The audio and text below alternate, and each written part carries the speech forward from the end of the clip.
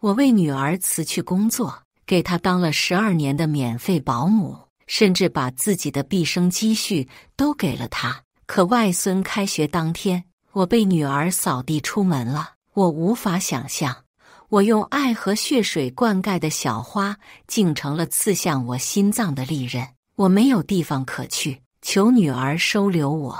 回应我的只有无尽的电话忙音。恍惚间，我出了车祸。再次睁眼，我的女儿正在劝我：妈，你辞职吧，你不觉得又工作又照顾我很累吗？大家好，开始今天的分享之前，希望你能给人间烟火点个订阅，我将会分享更多优质的内容。我的女儿怀孕了，但女婿精子质量太差，以至于她这一胎怀的艰难，整日病殃殃的，还要拿大粗针打在肚子上。我吓得要命，在劝说引产无果后，开始跑医院找医生，每天精心地照顾她，生怕她难受痛苦。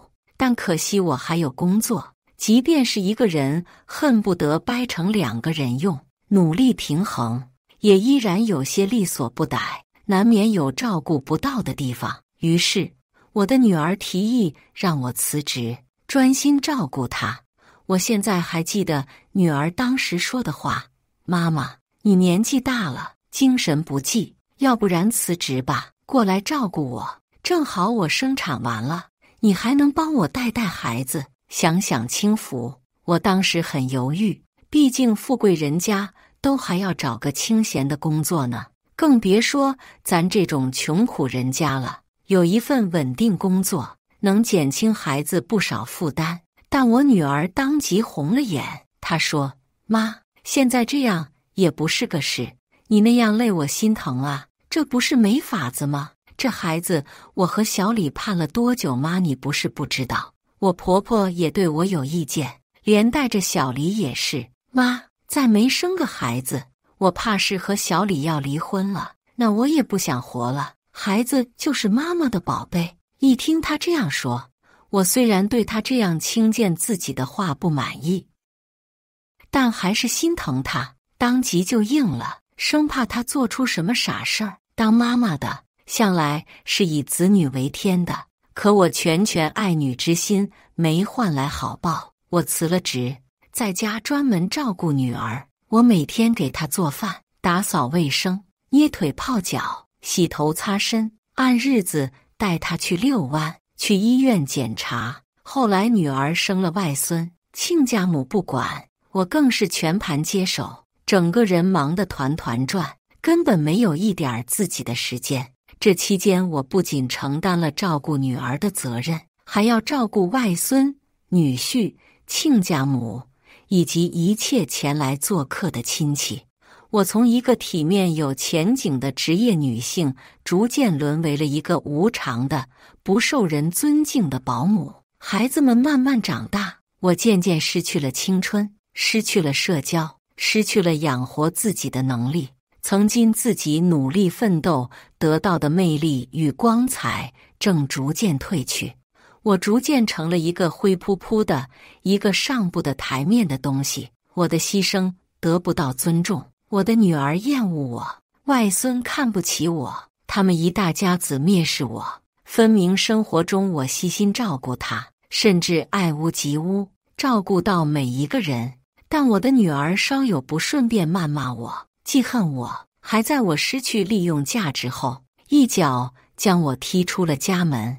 被车撞死的时候，我后悔了，我不应该放弃工作，不应该，最不应该放弃自己。妈妈不只是妈妈。再次睁眼，我的女儿正在劝我：妈，你辞职吧，你不觉得又工作又照顾我很累吗？看着女儿年轻却苍白的脸，干瘪瘦弱外加格外大的肚子，我知道我重生了，不仅仅是因为肚子，更是因为后期的女儿被我照顾得很好，皮肤白里透红，四肢匀称漂亮，是个健康十足的漂亮孕妇。更别说生子后，我一力承包所有家务，她只需享受，更是懒起来像个未成婚的女孩。我照顾他，照顾得很好，但是现在我不愿意了。我说，是很累。他着急地说，那你……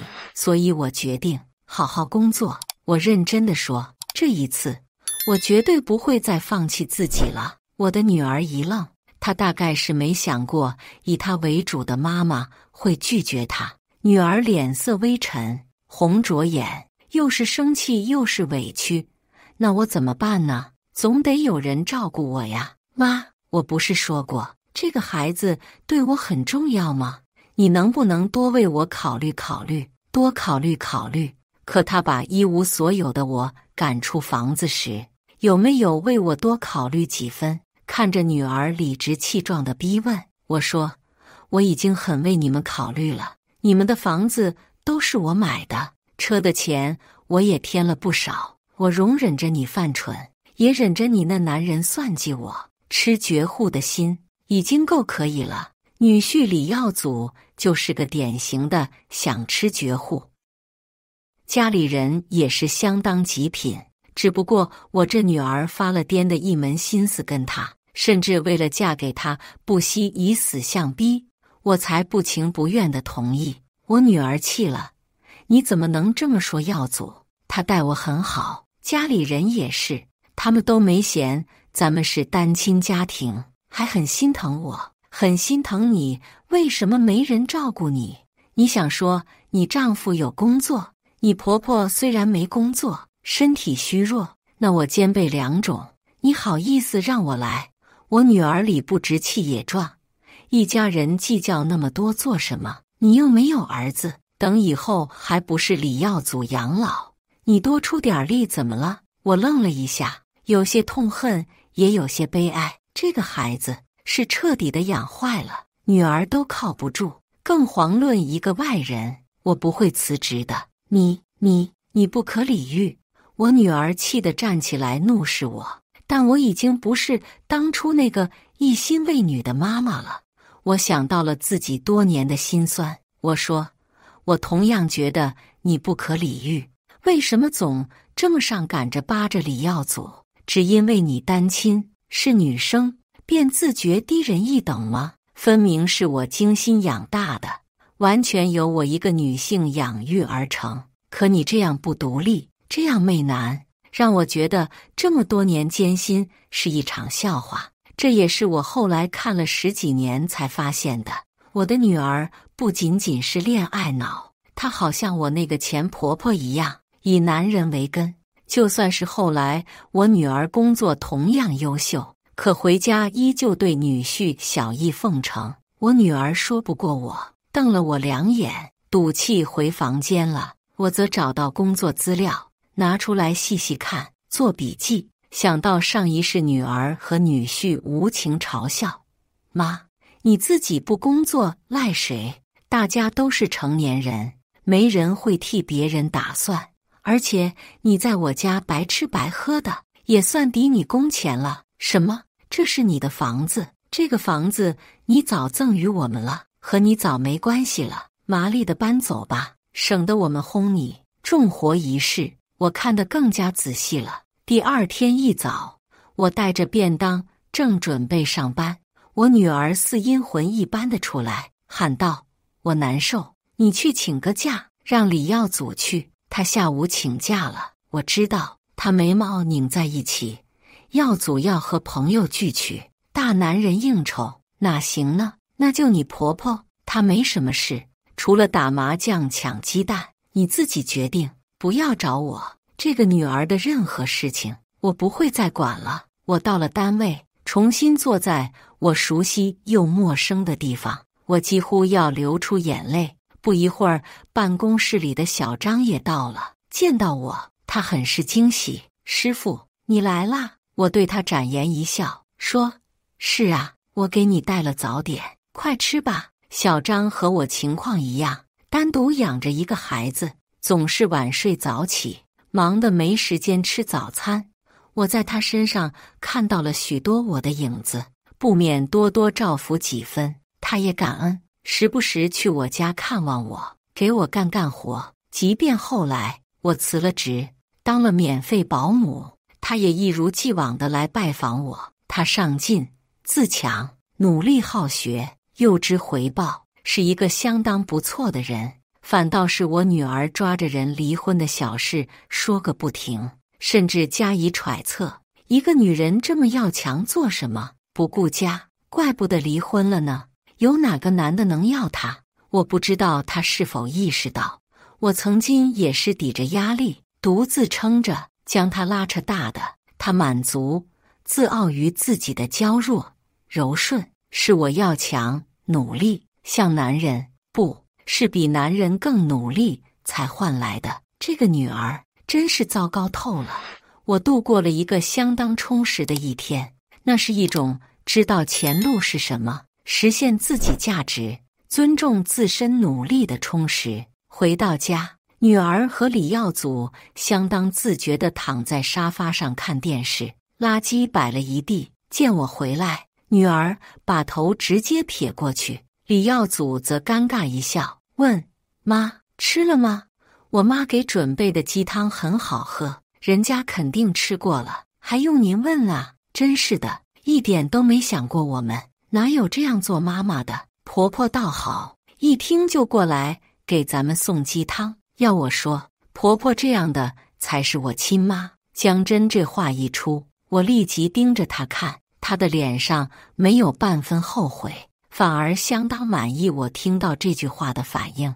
这句话上一世她说了无数遍，分明辛苦的是我，对她任劳任怨的是我，而她所谓的亲妈婆婆反而除了说些好话，一次也没管过她。我在乎她，心疼她，视她如命，可她却一次又一次伤我的心。我看着她，心中是从未有过的清醒和冷漠。我说，既然你愿意让你婆婆当亲妈，那就当去吧。江真，你走吧，不要赖我这里。李耀祖试图打圆场，但我一脸厌恶地看着他。怎么，是我给你们新买的婚房不够住吗？所以希望再要一新的吗？李耀祖一下阴了脸，甩开手就回屋。我女儿急了，妈，你发什么疯？一进来就挑刺，你怎么搞的？回来不说关心关心我，反而挑你女婿的麻烦，你怎么这么想耀祖？他愤愤不平，耀祖不是想着你一个人住，没人陪，怕你孤单，才让我住这的，想着等生下孩子和你这个外婆亲近，要不然我婆婆和姑姐早来照顾了。耀祖一片好心，你太过分了，还一点面子都不给耀祖留。既然要面子，就不要干那烟杂事儿。谁家岳母给女儿买的婚房，住的是你婆婆和你两个姑姐吗？你婆婆和姑姐不来，是因为那房子有魔力，只能进不能出吗？口口声声说要照顾儿媳弟妹进的房，怎么真真三番两次的住院，我一次也没看到啊！我太高了声音，声音大得可怕，足够李耀祖听见了。他打开门，压着火气看着我，咬着牙说：妈，是我没想周全，今天晚上我就带珍珍走。也是，外婆到底有个外字，到底差了一点。我的女儿江真也点头说，到时候孩子和你不亲，你可别赖我们。女儿和女婿走了，我的日子一下子就轻松多了，不用每日收拾屋子、打扫卫生、洗衣晾衣、打扫跑腿，忙得四脚朝天，将全部的心神投入到工作中。虽有疲惫，但和做无偿保姆那样的疲惫完全不同。我不用因为女儿的埋怨而痛苦了，也不用为女儿的反叛而生气了。我过得很好，想做什么就做什么，我的时间想怎么规划怎么规划，不需要顾及到其他人，也不需要将自己的时间留给其他人掌握。我开始重新规划我的生活，工作完成之后，我也可以去逛街，去照相，去美容，和老友逛一逛。我的生活好像又充满了激情，充满了无限可能，澎湃的野心也再次激发。我主动申请了出差，出差第4天，我的手机就被打爆了。江真打了12个，李耀祖母亲打了5个。我接了江真的，他一接通便劈头盖脸一顿骂：“妈，有你这样的吗？不就是和你吵一架，你至于离家出走吗？你怎么这么小心眼？闹事怎么不分时候？我还怀着孕，有啥的你不能忍忍吗？母女哪有什么隔夜仇？你赶紧回来！我原来这几天我心情不好，说错话了，我和你道歉行了吧？赶紧回来照顾我，别那么自私好吗？当妈就要有个当妈的样子。”我说：“你不是不让我当妈了吗？你可以让你婆婆当妈呀。”我非常诚恳地建议道：“你婆婆待你一向是好，你夸她不止1次2次了，直说拿她当亲妈，想来她是其乐意帮你忙的照顾你的。”江真明显僵了一下：“我婆婆病了，腾不出手，我需要你照顾。”我嗤笑一声，对面声音很大，也不难听出有些破防：“你能不能不要这么斤斤计较？有你这样的妈妈，是我的福还是我的孽呀？”我很冷漠：“这么纠结的话，你可以选择不要我这个妈，反正你已经做了，不是吗？再见。”我挂断了电话。我当然知道没了我的照顾，江真会过得很不好。李耀祖一家是典型的太子一家，李耀祖是太子，他妈是太子妈，2个姐姐是大将军，3个人养出太子，受了不少苦，自觉劳苦功高，急需要人伺候享福。当初我替女儿受了那份苦，现在没人替了，她得自己受了。我都能想象她从我屋离开，回到和婆婆姑姐住的新房，家里肯定鸡飞狗跳。在出差之前，李耀祖的主管和我抱怨了好几回，说李耀祖工作期间总是接电话，还总和同事发生口角，工作上有了不少失误。也听到有人说他喝醉了酒，骂这个岳母不当人，话里话外都在指责我这个岳母自私自利，不顾家。但现在谁还不知道他的工作是我给找到人，他的婚房是我买的，车也是我出的大头。前世的我一直顺着他的意愿走，他感恩戴德装得很好，但现在不是了，他的假面破裂了，越来越少人和他交往，工作上逐渐有人孤立他，他越发阴沉，脾气也越发暴躁。然而越是如此，他在工作上越是举步维艰，而没有能耐的男人会将一腔怨气撒在女人身上，不论是他家里的哪一个，最终的结果都会反映到江真的身上。毕竟弱者会向更弱者抽刀，我早有预料，但不准备做任何改变，因为这是江真该吃的苦。不再理会江真，我完成了工作，便去了一家连锁的女子私人会馆办了卡，一次性为自己花了8888元钱。放在我以前，简直是不敢想象的，因为我所有的钱都应该花在女儿上，她读书的年、补课的钱、上大学的钱、学习舞蹈等才艺的钱、给真真买房的钱、买车的钱、嫁妆、生病的钱，即便有余钱也要攒着，自己能活着就行。好东西都应该是孩子的，世间好多人都是这样的，他们说这是作为母亲的天性，这是母爱，这是定律，这是世间真理，这是幸福。可为什么我会在一股脑的付出后会得到痛苦呢？后来我才明白了，母亲只是我的一个身份，不是我，我是自由的。世间从来没有一个人生来便是要为另一个人付出一生心血的，每个人来到世界都是为了体验人生，成为更好的自己。一天辛劳过后，我躺在按摩椅上，工作的小姑娘细致地给我按摩，我的全身都舒坦得不得了，很舒服，很幸福。江真给我发的信息、打的电话，我一概不理，专注自己。再后来有1个月，她的咒骂哀求少了，反而在朋友圈发自己和婆婆拥抱，并配文感谢妈妈的关怀，期待3个月后小王子的到来。我挑眉，李家这事知道是耀祖的男孩，决定好好对待了。我也看到他在朋友圈回复，这个妈妈是指我的婆婆，我亲妈呀，别说了，就跟死了似的，真是恨不得没有她。我的手不自觉摩挲了几下，但好歹上辈子已经被伤透了心，习惯了，死心了，很快也就恢复了过来。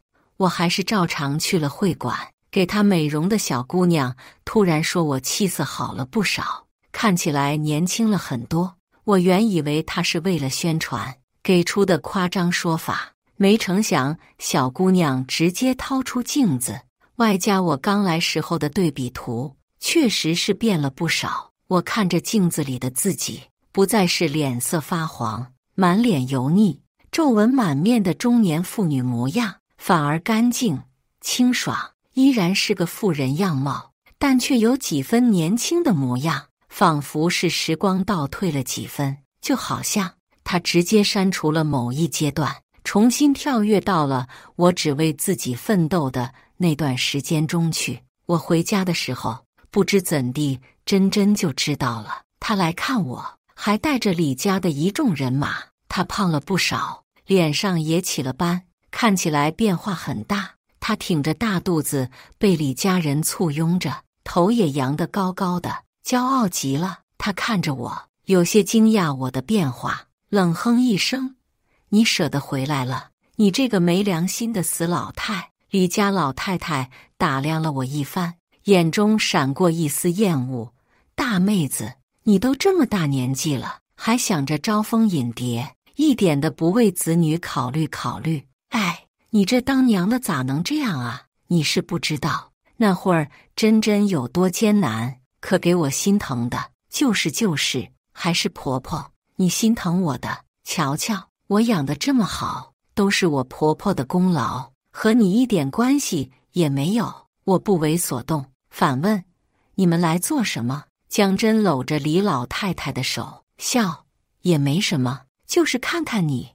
顺便告诉你一声，你这个妈做的有多不合格，你如此恶毒凉薄，怪不得当初你和我奶奶处不好关系，我爸和你离婚。现在我就是通知你一声，我不要你当妈了，你就一个人孤零零的吧。”说完，便在其他人的簇拥下扬长而去。我面无表情，报复我的兴奋使得江真动作打了起来，并不自觉拍打了肚子。他没注意，他怕打肚子时，李老太太阴狠嫌弃的眼神可想而知。李老太对江真的好，完全基于她的肚子上。一旦诞子，她还能这样好过吗？半月不到，江真早产。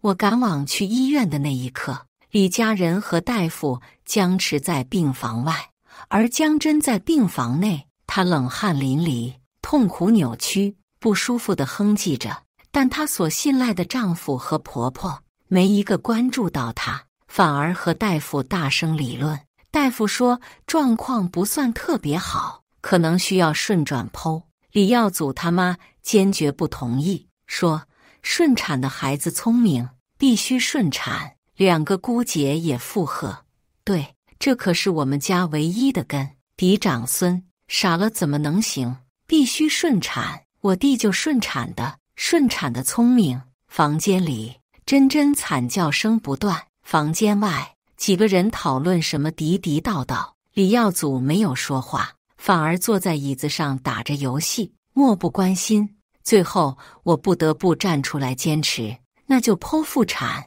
保住大人的命为先。我是女方的亲属，我可以给他签字。李耀祖他妈当即扑向我，叫骂道：“你这个杀千刀的，你想让我的孙子是个傻的吗？我孙子傻了，我要让你偿命！”我借机狠狠扇了他一巴掌。这个老温婆前一世没少欺负我，狠狠出了一顿气，我便走了。但李家人留我电话给医院时，显然是没安好心的。没过几天，我我便接到了江真的电话，她说自己没人管，我去见了她一面，原因大概是希望她悔改，又或是见证她痛苦。李耀祖一家子自认为孙子生下来后，媳妇就没啥用处了，还想着我会心疼女儿，跑前跑后的干活，所以直接跑路了。可怜江真生孩子受了损伤，连腰都直不起来，却只能自己强撑着爬起来给孩子喂奶，伤口疼得更厉害了。可一给李家人打电话，不是这个病了，就是那个有事，个个很有理由。李耀祖他妈说自己感冒，怕传染给孕妇，所以不来了。李耀祖说他要上班，在医院会睡不好，干脆娘俩一起走了。2个姑姐，一个要照顾母亲，一个要照顾弟弟，也没精力去照顾江真。整个医院只有江真一个产妇，在生产后第2天就独自带娃。虽然不可思议，但更不可思议的是，即便是这样，江真也依然执迷不悔。她为他们辩解，也不能怪他们。我婆婆身体确实不好，耀祖得上班。作为一个成功男人，他确实给我们的小家顶着很大的压力。我理解他，姑姐一个照顾婆婆，一个照顾耀祖，也很正常啊。说完还怨恨地说，反倒是你一点都不尽责，哪有你这样的呀？怨我气笑了。不是他当初得意洋洋的和我耍威风，现在饿了知道奶了，我这是养出了一个仇人。江真仍旧喋喋不休，妈，你帮帮我吧，我也不要你辞职了，你就请假来照顾我几天好不好？我太累了，孩子也不好带，伤口一直长不好。你可是我妈，你怎么能不管我？我怎么不能不管他？我为什么不能？难道就因为我是他妈，所以注定被他索取吗？我的声音冷了下来。你婆婆身体不好，你男人要工作，那我呢？我身体就很好吗？我就不需要工作吗？合着别人都有不得不的理由，只有我是必须要做的吗？我欠了你的吗？江真崩溃大叫，你怎么这么冷血，只知道计较？你就不管我的死活吗？你可是我妈，你生下我来就得管我，我们之间是扯不断的血亲关系。可当初你将身无分文，没有赚钱能力的我赶出去，有考虑到我的死活吗？有考虑到我是你妈吗？有考虑过我们的血缘关系吗？并没有，你只是让我滚。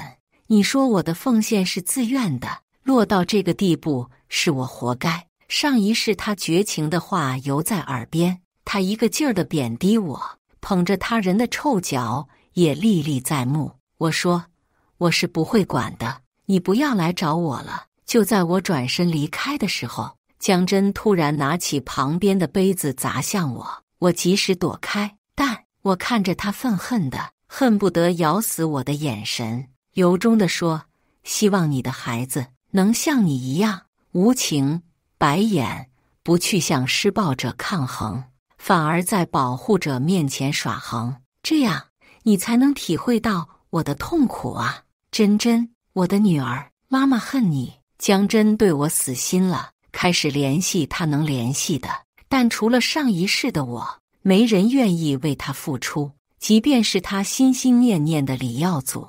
我不止一次听到李耀祖厌烦地对着电话那头大吼，行了呀，江真，就你矫情，真以为叫个真就以为自己是个珍宝了。哪个女人不生孩子？怎么就你这么多事？我妈生下我还下地呢，你也别想着我妈照顾你，她身体虚，生我时受了很大的苦，你得好好孝敬她，让我妈照顾你。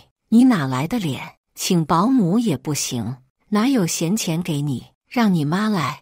不知电话那头说了什么，只听李耀祖冷哼一声，你妈简直不是人，连自己亲闺女不管。妈的，那么老大人了，打扮得越来越风骚，最近又升官了。妈的，我怎么会有这么一个浪荡又自私的丈母娘，连女婿都不帮一下？装什么？你还和我哭？没用的蠢东西！你有和我哭的功夫？把你妈哄好了，让她给我生一生。”显然，江真挨了一顿骂，不仅没摇到人帮忙干活，反而被要求向我服软。这对只会窝里横的江真，简直是一种伤害。面向我，他有着200%的叛逆与高傲，所以直到我选择出国外派，也没等来他的服软。虽然即便他服软，我也不会帮他。江真自己撑了下去。好在李家人还是注重孙子的，在江真因为身心俱疲，营养更不上，导致奶水也越来越少，满足不了天赐需求的时候，李老太终于上场了，开始了照顾，效果看起来很好。小孩和江真都很胖，看起来很健硕，但也只是看起来。产期未曾照顾好的伤口反反复复地裂开，江真一直饱受折磨。而天赐本身底子就弱，在李老太虚胖为美且无甚科学依据的喂养下，身体虚得厉害，3天2头进医院，一点也没当初我照料下的康健。而且没了我这个免费保姆，江真还需要承担全家人的家务，2个姑姐迟迟没走，所以外加2个姑姐。在这种环境下，江真根本没有精力专心工作，并没像上一世那样事业有成，反而因家事状态不好被辞退，最后在家里做全职太太。没有我的辛苦且无偿付出，江真将自己的日子过得一塌糊涂。事已至此，虽没看到他被自己儿子折磨的样子，但我已经懒得管他家里的破事。这些年，我一心一意扑在工作上，取得了不小的收获。先是拿下了几个合同，成功帮分公司站稳了脚跟。后来业务更加老练娴熟，职位一升再升，收入也一涨再涨，钱财不缺，生活无忧。我肉眼可见地重返青春。期间干女儿小张决定再婚，请我把关，我才决定回国。见到时，3个人站在一起，气氛温馨，看起来很像一家人。那个男人个子很高，打扮得很精神，看起来很严肃，很有气场，但笑起来很是温和，看向小张满是温柔，对小张的女儿也很好。我能看出小张也很满意，向来冷淡自持的脸上透露出几分娇羞。她会过得很幸福，就像我曾经为我女儿畅想过幸福未来的那般。丈夫满眼满意，皆是自己；孩子贴心伶俐，体谅母亲，而不像我的亲女儿那般。是的，在和他们碰面之前，我也见到了江真。毕竟周天，大多数家长都会带孩子出来，不论是见客还是玩耍。我不知他是否认出了我，毕竟我变了很多，和那个满脸沧桑、一脸冷酷的妇人完全不同。江真也老了很多，黑了很多，也胖了很多，看起来不像是个刚满30的少妇，反而像是个40以上的妇女。她和李老太带着孩子游玩，那个孩子长得不高，满身横肉，拿着手机玩着王者，满嘴脏话，看起来十分不讨喜。他也确实是不讨喜，分明江真想给他置办些新的衣物，让他穿着试试。小胖墩却因江真的动作让自己操作失误，直接对江真拳打脚踢。我看得很清楚，他那一拳直接打在江真的肚子上，江真直接痛倒在地，爬不起来。小胖墩不以为耻，反而得意洋洋，甚至说出了“你特么的在打扰我打游戏，害我输，我就打死你”如此丧天良的话。路人都皱了皱眉头，不少正义路人都发表了言论。江真没有反应，小胖墩儿害怕地缩了缩，倒是李老太当即跳出来，开始谩骂路人多管闲事，一味地哄着自己的乖孙。我有些痛快，这个孩子竟然是和江真的性子一模一样，所以我的好女儿能体会到我的痛苦了吗？我注意到江真眼角的泪珠，也注意到她麻木的神情。真是天道好轮回，大概是我注视的时间长了。江真似乎感应到了什么，她的眼睛动了动，突然有些慌乱而焦急地爬起来，四处望着。但这突然的动作吓了小胖墩儿一跳，他也是个窝里横的。别看刚才路人怒视他一声不吭，如今江真一动，他的害怕与火气瞬间有了出口处，当即挣开李老太的手，向江真冲去，拽着她的头发就开始打，边打还边骂：“死婆娘，你这个倒霉催的，我怎么会有你这样的妈妈？我不要你当妈妈，你这个废物，什么都不会，你怎么不去死？”人群涌动，不少人上前，静止不动的我显得突兀极了。所以江真望向我这个方向流泪的时候，我知道他看到我了。他死死盯着我，流泪大颗大颗滴落。前面是他糟践半生的母亲，后面是糟践自己半生的儿子，如此循环。不知道他有没有尝到我的痛苦，但总之我痛快了，缓缓吐出一口气。我打了120，为我们的母女情分画上了句号。我往前走，转过那道弯，是我引以为傲的干女儿在等着我。那是一个很明白自己要什么的姑娘，也是对生活很通透的姑娘。她对于个体本身与各种身份的关系把握得很好，例如个体与母亲，她在致力于让女儿幸福的同时，也在追求自己的幸福。妈妈从来不只是妈妈，她首先是自己，其次才是其他的身份。以上就是今天分享的故事，大家有什么想说的、想吐槽的，欢迎在下方评论交流，也更希望能给人间烟火点个订阅，我将会分享更多优质的故事内容。